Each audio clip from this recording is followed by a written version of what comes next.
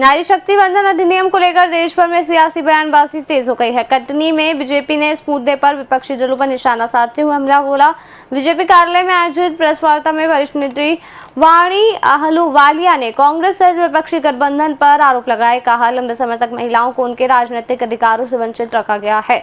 जब 33% महिला आरक्षण का ऐतिहासिक अवसर आया, उसका विरोध किया। उन्होंने कांग्रेस, डीएमके, टीएमसी और समाजवादी पार्टी समेत इंडियन गठबंधन को महिला विरोधी बताते हुए कहा कि यह दल महिलाओं के सशक्तिकरण के खिलाफ खड़े नजर आए हैं।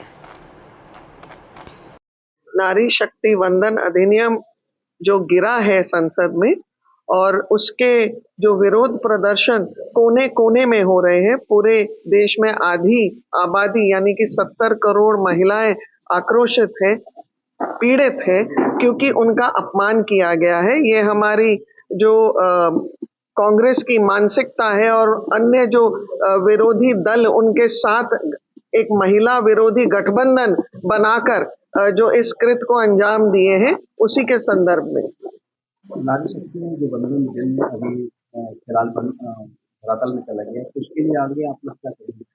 देखिए, हम भारतीय जनता पार्टी के कार्यकर्ता होने के नाते ये सिद्ध करेंगे कि हमारा संकल्प सिद्धि तक होगा पूर्ण, और हमने जो कहा है हम करके छोड़ते हैं।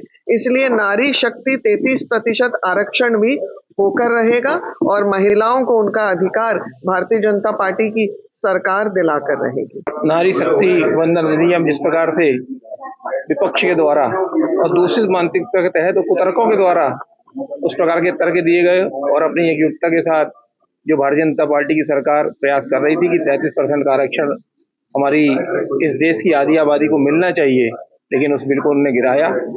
ये जो बिल गिराया है, ये मान के चलिए कि महिलाएं इसका पुरजोर विरोध कर भी रही हैं और इसका जवाब भी कांग्रेसियों को, टीएमसी को, समाजवादी पार्टी के लोगों को इसका जवाब भी मिलेगा।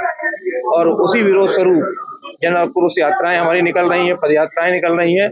आप ये मान के चलिए ये समाज का मुद्दा है, पूरी नारी शक्ति का मुद्दा है और इन्हीं जन आक्रोश यात्राओं और पद यात्राओं के माध्यम से हम लोग लगातार इसका विरोध करेंगे। और भारतीय जनता पार्टी की सरकार, आप ये मान के चलिए कि नारी शक्ति वंदन अधिनियम निश्चित तौर पर अपने उसको पारित कराकर महिलाओं को हक दिलाने के लिए हम लोग पूरा प्रयास करेंगे। हम लोग लगातार इसके लिए अपने जो भी हमें करना पड़ेगा, आंदोलन करना पड़ेगा, यात्राएं करनी पड़ेंगी, प्रचार प्रसार करना पड़ेगा, जागरण करना पड़ेगा, हम इसके लिए लगातार कार्य करेंगे।